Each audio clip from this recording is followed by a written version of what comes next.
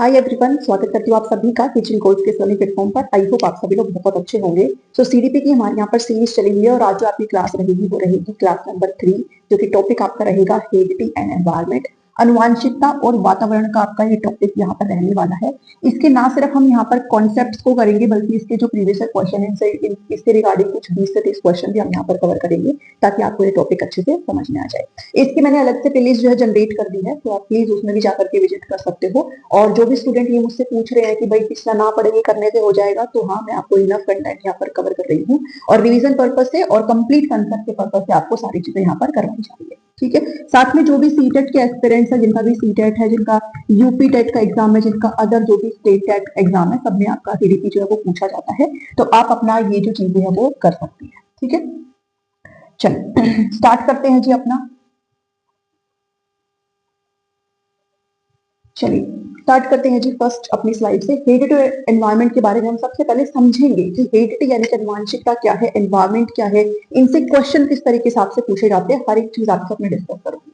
सबसे पहली चीज तो ये है कि भाई हेरिडिटी और एनवायरनमेंट के बारे में हमने पहले जो है ऑलरेडी डिस्कस किया है, जब मैंने आपके साथ पहला टॉपिक कवर किया था, जो कि आपका कौन सा था, जो कि आपका था डेवलपमेंट का। जब मैंने विकास की यहाँ पर बात करी थी, जब मैंने डेवलपमेंट की बात करी, तो कहा था कि ये जो डेवलपमेंट होता है वो किसका इंटरेक्शन होता है, किसका ज्वाइंट प्रोडक्ट होता है, वो होता है हेरिडिटी और एनवायरनमेंट का। यानी कि जब भी हम विकास की यहाँ पर बात करते हैं, तो उसमें ना सिर्फ आप हेरिडिटी को साथ में लेकर के चलते हो, बल्कि आपका जो वातावरण है, जो पर्यावरण है, जिसमें बच्चा यहाँ पर सर्वाइव कर रहा है, जिसमें बच्चा यहाँ पर फल फूल रहा है, दोनों को हम साथ लेकर के चलते हैं।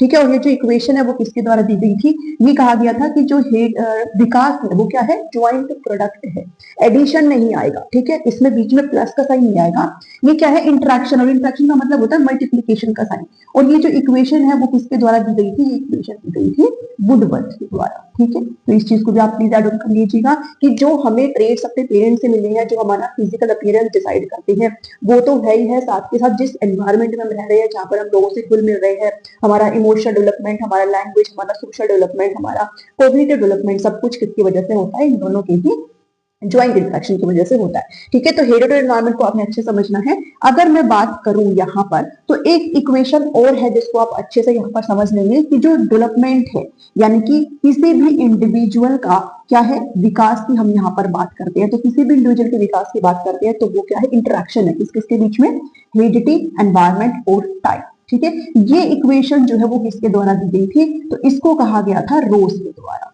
ओके, ये चीज आप प्लीज ध्यान में रख लीजिएगा कि हेरिडिटी एनवायरनमेंट का जो ज्वाइंट प्रोडक्ट है वो वुडवर्थ के द्वारा, और इसमें अगर हम टाइम को ऐड कर दें तो वो रोज के द्वारा दिया गया था।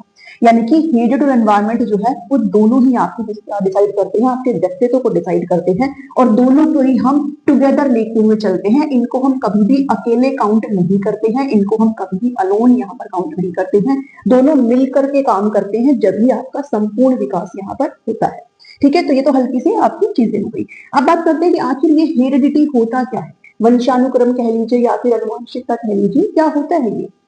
तो हेरिडिटी का मतलब क्या होता है, ऐसे ट्रेट्स, ऐसे क्वालिटीज, ऐसे गुण जो आपको विरासत में बाय बर्थ इनेट आपको अपने पेरेंट्स से, अपने पूर्वजों से मिले हैं, उसको हेरिडिटी कहा जाता है। ठीक है, जैसे आपने देखा होगा भाई, किसी के जो आईज का कलर होता है वो बहुत, जिसको बोलते हैं ना कि ब्राउन आईज होना, ठीक है, ब्लैक नहीं है, ब्राउन आईज है, जिसको कैरी आंख बोलते हैं। आपके बालों का टेक्सचर, किसी के कर्ली हेयर्स है, तो वो उसके जनरेशन में जो है चला आ रहा है। तो ऐसी चीजें जो आपको आप चेंज नहीं कर सकते हो, उसको, वो आपको ऑलरेडी मिला हुआ है। आपके स्किन का कलर वो डेफिनेटली वैसा ही होगा जैसे आपके परिवार में अदर मेंबर्स हैं। तो ऐसी चीजें जो आपको आपकी विरासत में मिल चुकी है, आपके खून में है, आपके जीन्स में है, वो क्या कहलाई जाती है, वो ट्रेट्स आपके हेरिडिटी का हिस्सा होते हैं। ठीक है, तो ऐसी क्वालिटीज, ऐसे गुण, ठीक है, ऐसे गुण जो कि आपको कहां से ट्रांसफर हुए हैं, आपके पेरेंट्स लगा लीजिए, साइड में किसी भी रिलेशन में मिल सकते हैं, फादर साइड में ग्रैंड पेरेंट्स से आपको वो रिसीव हो सकते हैं, तो वो आपके पेरेंट्स के थ्रू यहाँ पर चीजें जो है वो रिसीव होती है। ठीक है, माता पिता से संतान को मिलने वाले जो गुण होते हैं वो क्या कहलाते हैं, वो हेरिडिटी का हिस्सा होते हैं। जैसे आपकी जो हाइट है, अगर पेरेंट्स की हाइट कम है तो ऑब्वियसली बात है बच्चे की हाइट भी कम ही जाएगी। अगर पेरेंट्स की हाइट बहुत अच्छी है, 6-6-7-7 फुट की अगर कोई है, तो उनके जो बच्चे हैं वो भी उसी अकॉर्डिंग ही हाइट यहाँ पर गेन करेंगे। बुद्धि, इंटेलिजेंस जो है वो, इसका जो बेस है वो कौन डिसाइड करता है, हेरिडिटी। ठीक है, कहीं ना कहीं जो हेरिडिटी है, जो वंशानुक्रम है, वो आपकी बुद्धि को डिसाइड करता है, लेकिन इस बुद्धि को और फलने फूलने का काम कहाँ पर होता है, जब आप एनवायरमेंट में इंटरेक्ट करते हो। आपकी आईज का कलर, आपके हेयर का टेक्सचर, ठीक है, आपके हेयर का टेक्सचर। तो ये सारी चीजें क्या है भाई, आपका जो अपीयरेंस है, आप कैसे दिखते हो, वो सारी चीजें आपका हेरिडिटी का हिस्सा होता है। ठीक है, ये क्या है, इनबोर्न है, जन्मजात है, आपको आपने कहीं से लिए नहीं है, मांगे नहीं है, वो आपको ऑटोमेटिकली ट्रांसफर हो रहे हैं, और आपसे जब आपके बच्चे होंगे तो उनको भी वो चीजें ट्रांसफर होगी। ये जो है वो स्थिर है, अब ये चेंज नहीं किया जा सकता। ठीक है, ये आपके नेचर का पार्ट हो गया है, आप इसको बदल नहीं सकते हो। ये लिमिट्स को सेट कर देती है, और यू कैन से हेरिडिटी जो है एक तरीके से बेस बना देती है, एक पोटेंशियल को सेट कर देती है कि किसी भी बच्चे का जो डेवलपमेंट है वो इस तरीके से होगा, जिसको आगे और फल देखने का काम एनवायरमेंट में होता है। ठीक है, अब बात करेंगे हम एक पर्सनालिटी की जिनका नाम है ग्रेगर मेंडल।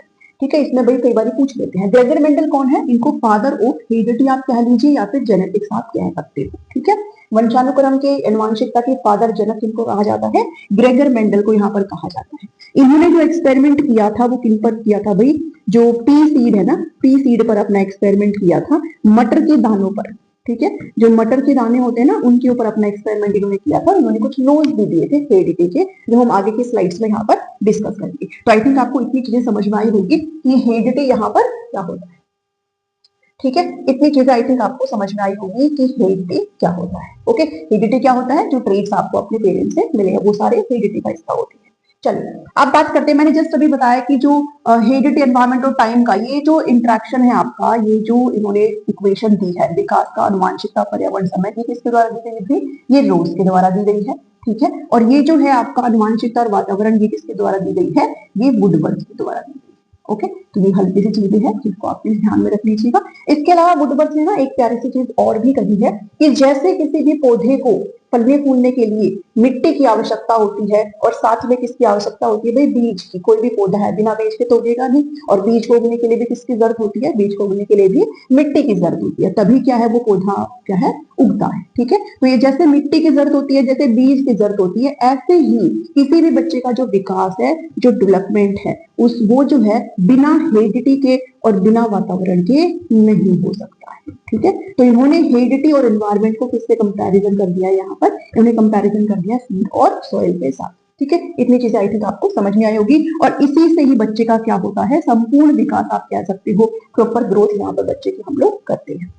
इतनी चीजें आई थिंक आपको समझ में आई होगी। ठीक है, चलिए अगर प्रोसेस ऑफ इनहेरिटेंस की मैं यहाँ पर बात करूं, प्रोसेस ऑफ इनहेरिटेंस की अगर मैं यहाँ पर बात करूं भाई किस तरीके से होता है,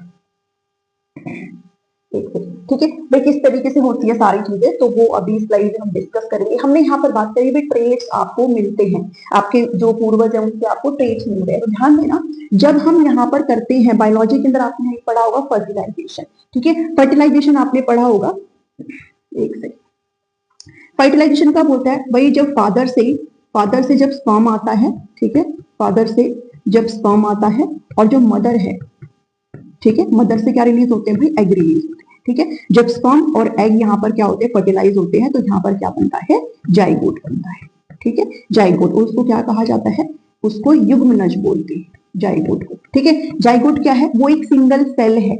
ठीक है, और इस सेल के अंदर होता है यहाँ पर सेंटर में, इसको बोला जाता है न्यूक्लियस। क्या बोला जाता है, न्यूक्लियस, जिनको हिंदी में कहा जाता है केंद्रक। ठीक है, अब कहोगे बायोलॉजी कहाँ से घुसा दी, तो थोड़ा सा समझ लो आप। ठीक है, ज्यादा डिटेल में नहीं जाना है हमको, इसमें मैं समझाऊंगी अभी क्रोमोसोम क्या है, किस ट्रेट की हम बात करते हैं, बिकॉज क्वेश्चन आ चुके हैं यहाँ से। ठीक है, तो जब फर्टिलाइजेशन होता है, तो जो एक सिंगल सेल जिनसे हम सभी का फॉर्मेशन हुआ है, हम सभी का अस्तित्व इसी सिंगल सेल से है, हम लोग ऐसे ही थे जब अपने माँ के पेट में थे। ठीक है, तो ये जो सेंटर पे न्यूक्लियस है, जिसको केंद्रक कहा जाता है, ये पूरा करता रहता है, मतलब पूरा कंट्रोलर है इस सेल का, सब कुछ इसी के अंदर होगा। ठीक है ना, अब इस न्यूक्लियस के अंदर इस न्यूक्लियस के अंदर क्या होता है, इस न्यूक्लियस के अंदर होते हैं क्रोमोसोम। ठीक है, इस न्यूक्लियस के अंदर क्या होते हैं, क्रोमोसोम्स होते हैं, जिनको हिंदी में गुणसूत्र कहा जाता है। ठीक है, और ये जो क्रोमोसोम्स है, इनके अंदर होते हैं भाई बेसिकली आपके जीन्स। ठीक है, क्या होते हैं, जीन्स होते हैं आपके बेसिकली, और ये जीन्स ही क्या है, उन ट्रेट्स को, वो जो हेरिडिटी हम बात कर रहे हैं ना, ये जो ट्रेट्स आपके कैरी करते हैं, वो कौन करते हैं, यही आपके जीन्स करते हैं। जो आपको ये टेक्सचर वगैरह, ये जो हाइट वगैरह अपने पेरेंट्स से मिल रही है, जो गुण हमें विरासत में अपने माता पिता से मिल रहे हैं, वो सभी इनके थ्रू क्या होते हैं, पास आउट होते हैं। ठीक है, तो ये जीन्स एक्चुअल में जो क्या करते हैं, कैरी करते हैं। अगर आपसे पूछा जाए कि यूनिट ऑफ हेरिडिटी क्या होता है, यूनिट ऑफ हेरिडिटी, ठीक है, अनुवांशिकता की इकाई क्या होती है, तो आप मार्क करेंगे जी। ठीक है, अगर आपसे पूछा जाए व्हीकल ऑफ हेरिडिटी क्या होता है, वाहक, अनुवांशिकता का वाहक क्या होता है, तो भी आप क्या मार्क करेंगे, जीन की आप मार्क करेंगे। ठीक है, तो ये जीन्स एक्चुअल में जो कि क्या करते हैं, आपके ट्रेड्स को ट्रांसफर करते हैं, कैरी करते हैं। क्लियर बात है, इतनी चीज आई थिंक आपको समझ में आई होगी। अब हल्की सी चीज मैं और यहाँ पर लिखूंगी, एक सेकंड, इसको मिटा देते हैं। ठीक है, हमने यहाँ पर बात करी क्रोमोसोम्स की, हमने किसकी बात करी यहाँ पर, क्रोमोसोम्स की। आपसे क्वेश्चन क्रोमोसोम से पूछा गया, आपको समझ में आया क्रोमोसोम्स क्या होता है। ठीक है, चलिए अब ये जो क्रोमोसोम्स होते हैं ना, किसी भी इंडिविजुअल में, किसी भी इंडिविजुअल में, ठीक है, किसी भी इंडिविजुअल में कितने क्रोमोसोम्स होते हैं जी, 46 क्रोमोसोम्स होते हैं। कितने होते हैं, 46 क्रोमोसोम्स होते हैं, जिसमें से 23 क्रोमोसोम्स हमें फादर से रिसीव होते हैं, ठीक है, पापा से रिसीव होते हैं, और 23 क्रोमोसोम्स ही हमें मदर से रिसीव होते हैं। ठीक है, हमारी मदर से रिसीव होते हैं। और आपको पता है मदर के अंदर जो क्रोमोसोम्स होते हैं वो XX होते हैं, और फादर के अंदर जो क्रोमोसोम्स होते हैं वो XY क्रोमोसोम्स होते हैं। ठीक है, इतनी चीजें पता होगा आपको। अब मदर के अंदर क्योंकि XX क्रोमोसोम ही होता है, फादर के अंदर XY है, और ये जो Y है वही यहाँ पर डिसाइड करता है भाई, जो Y होता है, XY जो होता है वो बेसिकली बॉय होता है, और जो XX होता है वो बेसिकली लड़की होती है। तो लड़का होगा या लड़की होगी, ये मदर डिसाइड नहीं कर सकती, ये फादर की तरफ से डिसाइड किया जाता है। ठीक है, मतलब फादर खुद से नहीं कर सकते, बट ये रिस्पॉन्सिबल है उस चीज के लिए। ठीक है, तो भी 23 क्रोमोसोम्स फादर से और 23 क्रोमोसोम्स वो बच्चा कहाँ से लेगा, मम्मी से लेगा। अब इसमें से जो 22 क्रोमोसोम्स होते हैं, जो 22 पेयर क्रोमोसोम्स यहाँ पे फादर मदर से बच्चा रिसीव कर रहा होता है, वो होते हैं सेम। क्या होते हैं, बिल्कुल सेम होते हैं, जिनको ऑटोसोम कहा जाता है। क्या कहा जाता है, ऑटोसोम। अब बच गया ये जो 23rd पेयर, ये जो 23rd पेयर वो बच गया ना, यही क्या करता है, सेक्स डिटर्मिनेशन करता है। मतलब यही बताएगा कि ये जो अभी सिंगल सेल, ये जो जाइगोट बना है, ये लड़का होगा या लड़की होगी। ठीक है, यही क्या करता है, सेक्स डिटर्मिनेशन करता है। ठीक है, अगर मदर से X क्रोमोसोम आ रहा है और फादर से अगर X आया है, ये 23वां, तो फिर क्या होगा, लड़की होगी। और अगर मदर से X ही आएगा मदर से, तो फादर से Y अगर आ गया है, तो ये क्या हो जाएगा, लड़का हो जाएगा। तो सेक्स डिटर्मिनेशन किसकी वजह से होता है, ये जो 23वां पेयर है इसकी वजह से होता है। जो बाकी के 22 पेयर है वो ऑटोसोम कहलाए जाते हैं, वो सेम होते हैं। ओके, वो डिसाइड नहीं करते, जो 23वां है वो यहाँ पर डिसाइड करते हैं। तो यही चीजें मैंने यहाँ पर आपको बताया दी थी। ओके, चलिए अब ये मैंने एक्सप्लेन कर दिया। जीन क्या भाई, कैरियर्स ऑफ हेरिडिटी है। ठीक है, जो आपके अनुवांशिकता उसको ले जाने वाला है। व्हीकल आप कह सकते हो, ठीक है, आप कह सकते हो यूनिट ऑफ हेरिडिटी। ठीक है, इकाई भी आप कह सकते हो। कहाँ पर पाए जाते हैं भाई, क्रोमोसोम्स में पाए जाते हैं, जिसमें डीएनए आरएनए वो बहुत कॉम्प्लेक्स चीज है, उसको छोड़ दो। ठीक है, क्रोमोसोम्स होते हैं टोटल 46 होते हैं, 23 पेयर होता है, 23 फादर से और 23 मदर से। ठीक है, 22 पेयर ऑटोसोम्स होते हैं, और एक पेयर आपका क्या होता है भाई, बच्चे का लिंग डिसाइड यहाँ पर करता है। ठीक है, इंपॉर्टेंस की अगर बात करें हेरिडिटी की, तो ये क्या करते हैं भाई, आपकी बुद्धि को कहीं ना कहीं कौन डिसाइड करता है, हेरिडिटी डिसाइड करता है। आपके अंदर कितने आईक्यू है, कितनी इंटेलिजेंस है, ये आपके हेरिडिटी डिसाइड करते हैं। ठीक है, मैच्योरेशन परिपक्वता को कंट्रोल करता है। इसके अलावा पर्सनालिटी के लिए भी रिस्पॉन्सिबल है, और कहीं ना कहीं जो बेस है उसे प्रोवाइड करने का काम करता है। क्लियर चीज है, इतना समझ में आया आपको। चलिए नेक्स्ट देखिए। ओके, अब ना कुछ कभी कभार ना क्वेश्चन ये भी पूछा गया, ट्विन से क्वेश्चन पूछ लिया गया। ठीक है, कई टाइप ऑफ जुड़वा होते हैं ना, पता है आपको, जुड़वा बच्चे होते हैं। अब ये दो तरीके के जुड़वा बच्चे होते हैं, एक होता है फ्रेटर्नल ट्विंस और एक होता है आइडेंटिकल ट्विंस। एक होता है फ्रेटर्नल ट्विंस और एक होता है आइडेंटिकल ट्विंस। ठीक है, आइडेंटिकल ट्विंस वो होते हैं जो बिल्कुल सेम सेम होते हैं। ठीक है, दोनों लड़की ही होगी, दोनों लड़के ही होंगे और सेम होंगे, हूबहू शक्ल बकल सब कुछ उनकी सेम होगी, वो होते हैं आइडेंटिकल ट्विंस। अगर दो लड़की है तो बिल्कुल एग्जैक्ट कॉपी है दोनों की, अगर दो लड़के हैं तो दोनों की एग्जैक्ट कॉपी है। ठीक है, अगर बात करें फ्रेटर्नल, जिसको द्वियुग्मनज या फिर भिन्न जुड़वा भी कह देते हैं इनको, ये क्या है भाई, दोनों अलग है तो दो ही बच्चे। ठीक है, एक लड़का एक लड़की भी हो सकती है, कुछ भी हो सकता है, और वो दिखने में भी सेम नहीं होते। क्लियर बात है, यहाँ से समझ में आपको आ गया होगा, यहाँ से समझो। ठीक है, थोड़ा इसको मैं जूम कर देती हूँ, आपको समझ में आ रहा है तो एक सेकंड। ठीक है, दिखाई दिया, चलो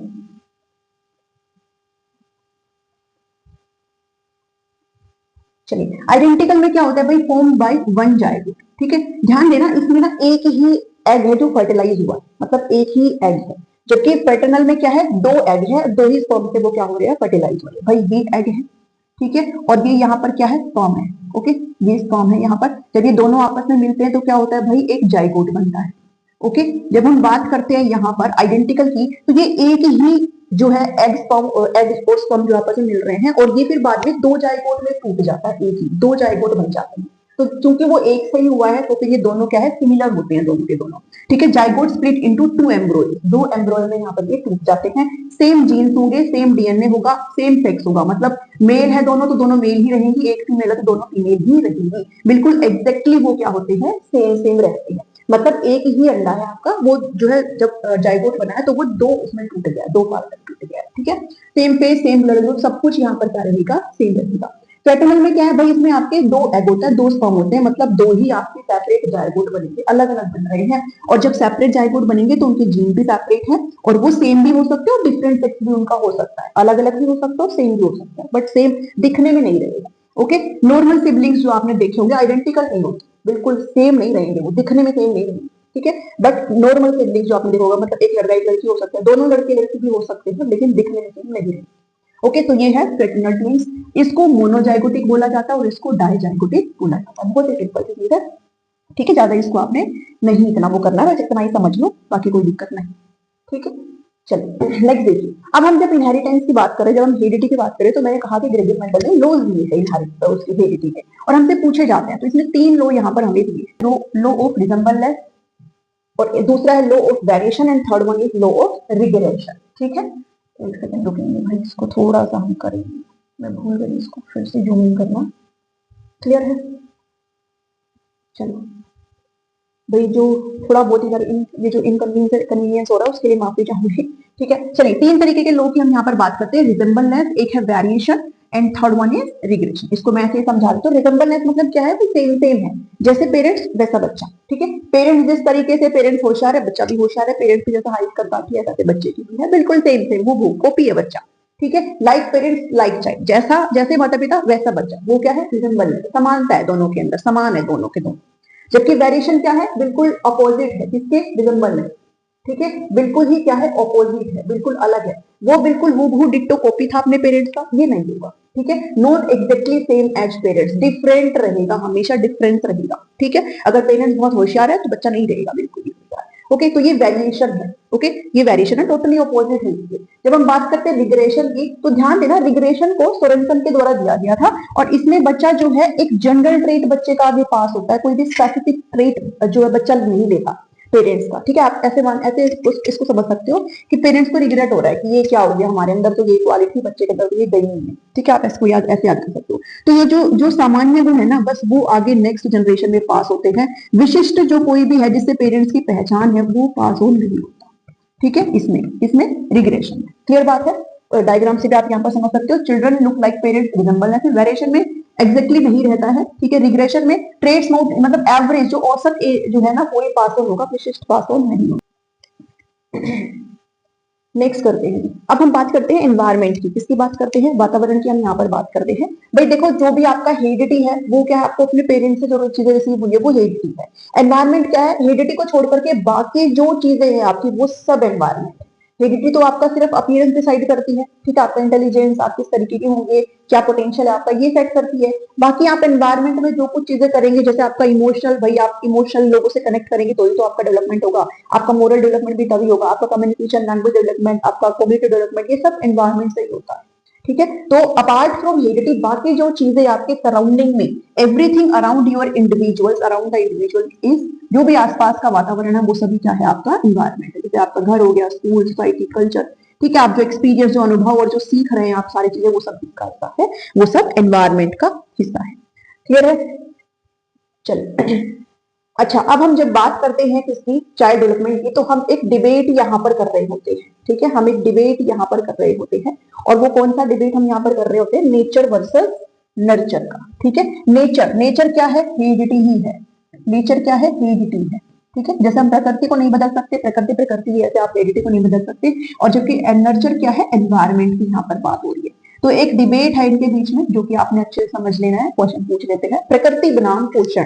ठीक है, चलिए, हेरिडिटी क्या है भाई, यहाँ पर हेरिडिटी क्या है भाई, स्टेटिक होती है, जो ट्रेड्स आपको अपने पेरेंट्स से मिल चुके हैं। ठीक है, वो सारा आपके हेरिडिटी का पार्ट है, फिजिकल अपीयरेंस जो आपका डिसाइड करता है, और ये स्थिर है। जबकि ये क्या है, डायनेमिक है, ये परिवर्तनशील है। ये एनवायरमेंट है, ये कैसे परिवर्तनशील है भाई, आपको अगर कोई चीज नहीं आती, आप जब उसका एक्सपीरियंस करोगे, जैसे जैसे आपको अनुभव होगा, वैसे वैसे आप उसमें इंप्रूव करने लग जाओगे। तो ये तो परिवर्तनशील है, ये आपका स्थिर है। ठीक है, आप अपनी आईज का कलर बदलवा नहीं सकते। ठीक है, बालों का ट्रीटमेंट करवा सकते हो, बट अपनी आइज का या फिर जो आपको मिल गया विरासत में वो फिर ऐसे कैसा ही हो जाएगा, वो परमानेंट नहीं, आप उसको चेंज कर सकते। तो ये स्थिर है और ये कैसा है, डायनेमिक है। ये इनेट है, जन्मजात है, बाय बर्थ आपको यहाँ पर मिली है, जबकि इसको आपने एक्वायर किया है, आपने बहुत सारी चीजें एक्सपीरियंस करी है, आपने लर्निंग करी है, तब जाकर के आपकी ये सारी चीजें हुई। ये एक बेस बना देती है, एक पोटेंशियल सेट कर देती है कि बच्चा यहाँ तक कर सकता है, लेकिन इस पोटेंशियल को और आगे बढ़ाने के लिए आपको क्या करना होता है, उस एनवायरमेंट में इंटरेक्ट करना पड़ता है। ठीक है, जैसे मान लो बेस तो पता है भाई, हमें आईक्यू मिल गया अपने पेरेंट्स से, लेट्स से कि हमको 100 आईक्यू यहाँ पर मिल गया, लेकिन मुझे वो एनवायरमेंट यहाँ पर ऐसा मिला ही नहीं, मुझे मिला ही नहीं, तो मैं मेरा ये जो 100 आईक्यू ये पूरा टोटल क्या हो गया, वेस्ट हो गया। अगर यहाँ पर मुझे अच्छे से एनवायरमेंट मिले, स्कोर करने का मौका मिले, तो ये जो आईक्यू है ये और भी ज्यादा अच्छा वहां पर ग्रो कर सकता है। ठीक है, तो एनवायरमेंट क्या है, एक्चुअल में डेवलपमेंट यहाँ पर आपका डिसाइड करता है। क्लियर बात है, इतनी चीजें आई थिंक आपको क्लियर हुई होगी। नेक्स्ट चलते हैं अब एजुकेशन इंप्लीकेशन की बात करें तो एक टीचर को हेरिडिटी और एनवायरमेंट के बारे में बहुत अच्छे से पता होना चाहिए है।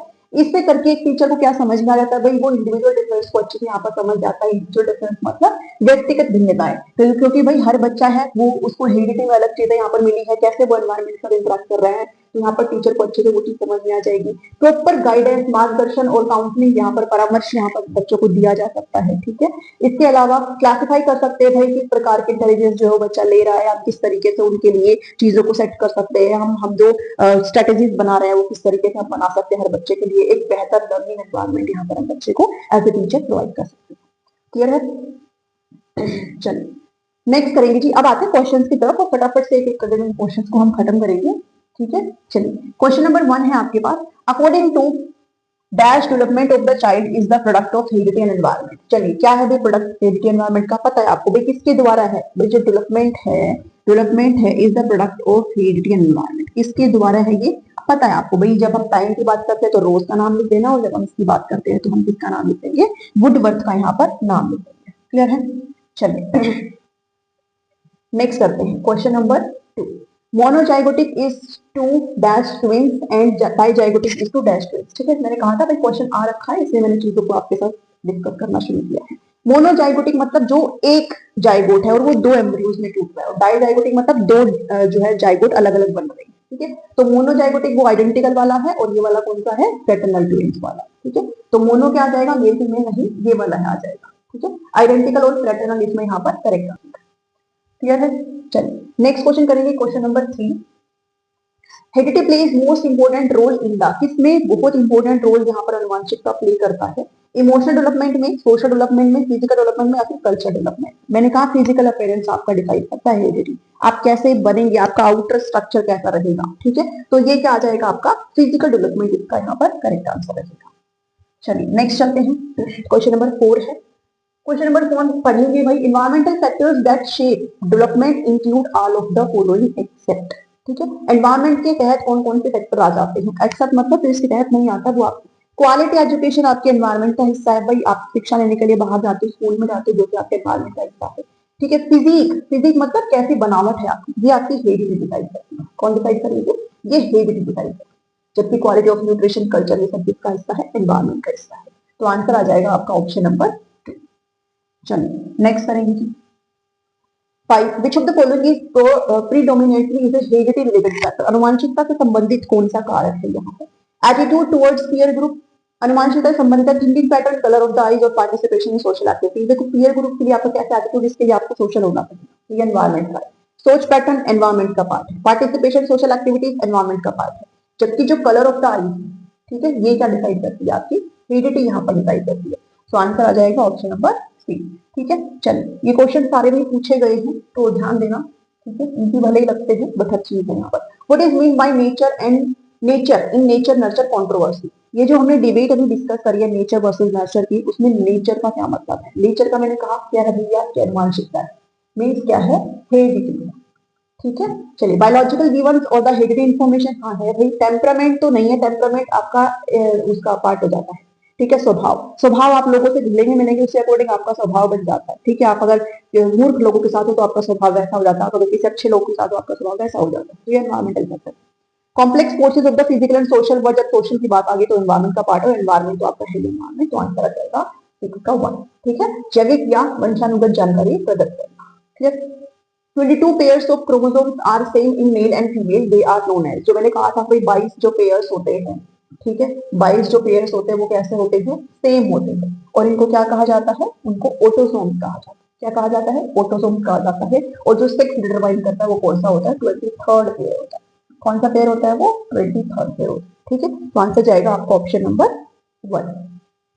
चलो नेक्स्ट करेंगे भाई 8 देखो, heredity is considered as a dash social structure. Heredity जो है वो कैसा सोशल स्ट्रक्चर है, ठीक है। मैंने कहा था कि जो हेरिडिटी है वो कैसा होता है, हेरिडिटी होता है भाई आपका स्टेटिक, क्योंकि आप इसको चेंज नहीं कर सकते हो, आप इसको चेंज नहीं कर सकते, ठीक है। तो ये कैसा होता है, स्टेटिक होता है, जबकि एनवायरमेंट आपका कैसा होता है, डायनेमिक होता है। क्वेश्चन नंबर 9 है, विच of the following is definitely pre determined by genetics और हेरिडिटी। इनमें से कौन सा है भाई जो हेरिडिटी ही यहाँ पर डेफिनेटली बताती है भाई चीजों के बारे में। Choice of friends, colour of the eye, देखो आईज का कलर कैसा होगा आपका, ये क्या बताता है, ये हेरिडिटी यहाँ पर डिसाइड करती है, ठीक है। आपकी आंखों का रंग काला होगा, कैसा होगा, वो सब क्या बताएगी, हेरिडिटी बताएगी। क्लियर, चलो। Dash refers to the complex forces of the physical and social world that influence a child's experience during the course of her development। चलिए फटाफट से करिए इसको भी भाई, कॉम्प्लेक्स फोर्सेस की बात करिए, और फिजिकल एंड सोशल वर्ल्ड आपका यहाँ पर जब आ गया है सारी चीजें भाई, हेरिडिटी भी आ गई और सोशल वर्ल्ड तो आपको पता है, जब आप लोगों से घुलेंगे मिलेंगे तो ये सारी चीजें कौन है भाई, नेचर के साथ तो आप ऑलरेडी नहीं जाएंगे, हेरिडिटी की बात नहीं करेंगे, ये किसका हिस्सा है, नर्चर का हिस्सा है, बिकॉज एनवायरमेंट है जहां पर आपकी सारी की सारी चीजें हो रही है, आपका ऑल ओवर जो डेवलपमेंट है वो इसकी वजह से हो रहा है। तो 11 का आंसर जाएगा 3, ठीक है। आप मुझे कमेंट करके पूछेगा भाई अगर कोई भी किसी भी चीज में आपको दिक्कत है। चलो फिर से 11 क्वेश्चन आ गया, 2 बार टाइप हो गया होगा मेरे से, क्वेश्चन तो अलग ही है। Which one of the following statement is true regarding the role of heredity and environment. मानव विकास में हेरिडिटी और एनवायरमेंट के रोल के अकॉर्डिंग कौन सा स्टेटमेंट आपका ट्रू है। The role of the environment is always fixed. क्या ये फिक्स्ड है, फिक्स तो नहीं होता है, ठीक है, तो ये तो हम नहीं जाएंगे। Theories based on the behaviourism are largely based on the role of nature, ठीक है। आपका नेचर खुद में डिसाइड करता है भाई आपका बिहेवियरिज्म कैसा रहेगा, वो आपका डेवलपमेंट का पार्ट है। और जब आप लोग एक्सपीरियंस करते हो, जब आप लोग से घुलते मिलते हो, उस तरीके से आप इन चीजों पर बात करते हो। Relative effect of heredity to environment vary in different areas of development. Yes, दोनों के दोनों अलग तरीके से काम करते हैं। जहां पर आपका फिजिकल जो एस्पेक्ट है वो आपका कहीं ना कहीं हेरिडिटी का पार्ट है, और बाकी की चीजें आपके एनवायरमेंटल पार्ट है, तो सब अपने अपने अपने एरियाज में यहाँ पर काम कर रहे होते हैं। The policy of compensatory discrimination of the government of India is based on the, तो चलिए आंसर जाएगा इसका ऑप्शन नंबर 3, ठीक है। 11 का जो आंसर जाएगा वो जाएगा ऑप्शन नंबर 3। नेक्स्ट चलो 12 क्वेश्चन देखेंगे। Which of the following statement about the role of heredity and environment in human development is correct? कौन सा सही है यहाँ। The only reason for individual, only की बात नहीं करेंगे। Environmental influence totally shape the development। कह रहा है कि जो वातावरणीय प्रभाव है, जो इन्फ्लुएंस है, वो ही टोटली विकास में योगदान देता है। नहीं, हेरिडिटी को इसने इग्नोर कर दिया, ठीक है। लाइन पढ़ने में अच्छी लग रही होगी, बट टोटली शेप की बात कर रहा है, मतलब यही करता है जो भी करता है। मैंने कहा दोनों का इंटरेक्शन की बात करेंगे, दोनों ही इंपॉर्टेंट है, आप किसी भी एक एस्पेक्ट को नहीं छोड़ सकते। जब मैं यहाँ पर बात करती हूँ development is equal to heredity into environment, इसका मतलब क्या है, अगर आपने किसी भी एक को जीरो कर दिया तो मतलब पता है आपको मल्टीप्लाई का मतलब क्या था, कोई एक जीरो तो वो डेवलपमेंट ही आपका क्या हो जाएगा, जीरो हो जाएगा। मैथमेटिक्स में हम ये सारी चीजें करते हैं, कोई भी एक आप यहाँ पर कम कर देंगे, क्षीण कर देंगे, वीक कर देंगे, तो आपका विकास प्रभावित होगा। तो ये भी नहीं होगा। नीदर हेरिडिटी नॉर एनवायरमेंट की बात तो हम बिल्कुल नहीं करेंगे, तो बच गया आपका option number 4, heredity environment both influence human development in a complex interplay, ठीक है, आपस में जटिल तरीके से इंटरेक्शन के साथ हम यहाँ पे डेवलपमेंट की बात करते हैं। क्लियर, चलो ये क्या हुआ है, कौन सा क्वेश्चन है भैया, अच्छा मेरे से हो गया,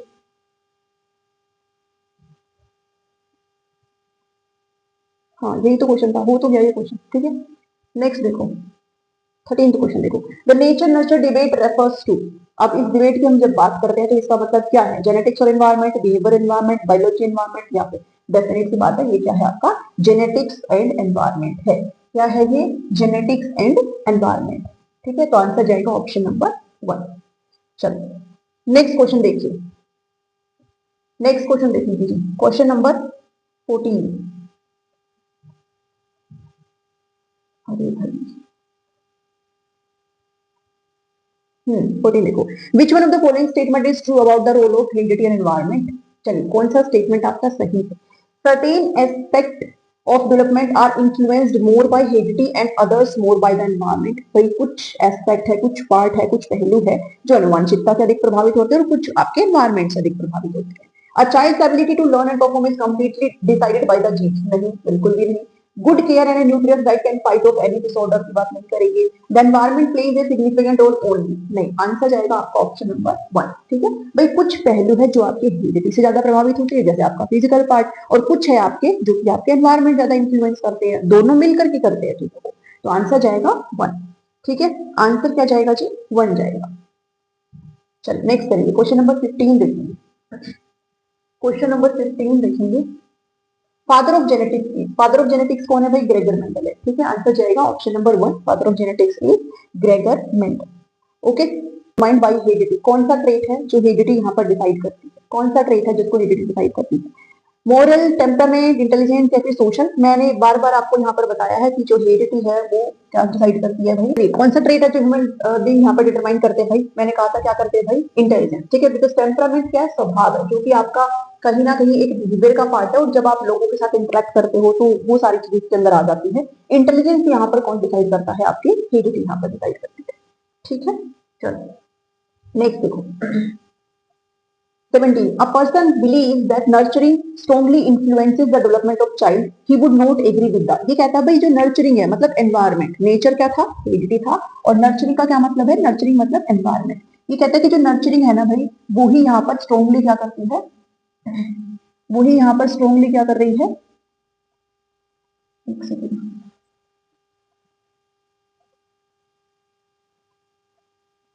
मुझे पता है मुझे दिक्कत होती है ऐसे। ठीक है, पर धीरे धीरे मैं यूज टू हो जाऊंगी। चलो, नर्चरिंग का मतलब क्या है भाई? एनवायरमेंट। ये कहता है भाई, वो कहता है कि भाई एनवायरमेंट ही है जो कि स्ट्रॉन्गली आपका जो डेवलपमेंट है, जो विकास है, उसको कर रही है। तो ये किस चीज को इग्नोर कर रहे हैं? ये किसको इग्नोर कर रहे हैं? हेरिडिटी को इग्नोर कर रहे हैं। तो साइकोलॉजिकल फैक्टर नहीं, इमोशनल फैक्टर नहीं, ऑल ऑफ द अबव नहीं, बल्कि इस फैक्टर को ये यहाँ पर एग्री नहीं कर रहे हैं, जेनेटिक फैक्टर को यहाँ पर ये एग्री नहीं कर रहे हैं। ठीक है, चलिए नेक्स्ट करेंगे 18 question. Cognitive development among children is the result of, जो संज्ञानात्मक विकास है वो किसका रिजल्ट है? Only heredity? नहीं। Only environment? नहीं। Interaction of heredity and environment, क्योंकि आपका जो संज्ञान है वो कहीं ना कहीं क्या है? इंटेलिजेंस ही तो है, और वो हेरिडिटी यहाँ पर पहले उसका सेट कर देता है पोटेंशियल, और बाद में वो फलता फूलता काम है एनवायरमेंट में। तो 18 का आंसर क्या जाएगा? 3 जाएगा। ठीक, चल 19 देखेंगे। 19 क्वेश्चन है, विच of the following is not the law of heredity? Heredity का कौन सा लॉ नहीं है? तो ध्यान देना भाई, वेरिएशन है, रिग्रेशन है, और सिमिलैरिटी भी है। ठीक है, जो सबसे पहला था। इसके अलावा जो नहीं है वो कौन सा नहीं है? मोटिवेशन। अभी प्रेरणा नहीं है, ये हम बहुत आगे इसी टॉपिक में करेंगे तो आपको पता चल जाएगा। 19 का आंसर जाएगा ऑप्शन नंबर 4। चलिए 20th देखेंगे। 20th क्वेश्चन है जी आपकी स्क्रीन पर, interplay of environment and heredity factor is responsible for. ठीक है, किसके लिए रिस्पॉन्सिबल है? Only physical, only cognitive, physical and cognitive, या फिर फिजिकल, सोशल एंड कॉग्निटिव? सारे ही डेवलपमेंटल डोमेन्स की बात करते हैं, क्योंकि जब इंटरप्ले मतलब इंटरेक्शन हो गया, जब दोनों के बीच में अंतरक्रिया हो गई, development is equal to heredity into environment हो गया, मतलब ये क्या है? आपका संपूर्ण विकास है, होलिस्टिक डेवलपमेंट। ठीक है, ये क्या है? संपूर्ण विकास की हम यहाँ पर बात कर रहे हैं, और इसमें आपके डेवलपमेंटल के सभी डोमेन्स यहाँ पर आ जाएंगे। तो 20 का आंसर जाएगा ऑप्शन नंबर 4। क्लियर? चलिए, तो ये है आपके आंसर्स भाई। आज हमने कुल 20 क्वेश्चंस यहाँ पर करे हैं। These are your answers. ठीक है, और अगर आपको सेशन अच्छा लगा हो तो जरूर से जरूर आप लाइक करेंगे। ठीक है, कमेंट करके जरूर बताएंगे भाई, लाइक कर देना, कमेंट करके बता देना, शेयर करना सभी के साथ। और अब मैं कल कोशिश करूंगी कि आपका या तो रीजनिंग या मैथमेटिक्स में से कोई एक क्लास लेकर के आऊँ, तो आपको ऐसे आपको क्लासेस यहाँ पर डेली बेसिस पर देखने को मिल जाएगी। ठीक है, अब मैं आपसे मिलती हूँ नेक्स्ट वीडियो में। अगर आपको अच्छी लगी है क्लास, उसको प्लीज मुझे कमेंट करके जरूर बताना, शेयर करना सभी के साथ, और इस प्लेलिस्ट का लिंक आपको मिल जाएगा इस वीडियो के डिस्क्रिप्शन में भी, या फिर आप प्लेलिस्ट में जाकर के चेक कर सकते हो। सीडीपी 2025 या 26 करके आपको मिल जाएगा। ओके, मिलती हूँ नेक्स्ट वीडियो में। Thank you, thanks for watching.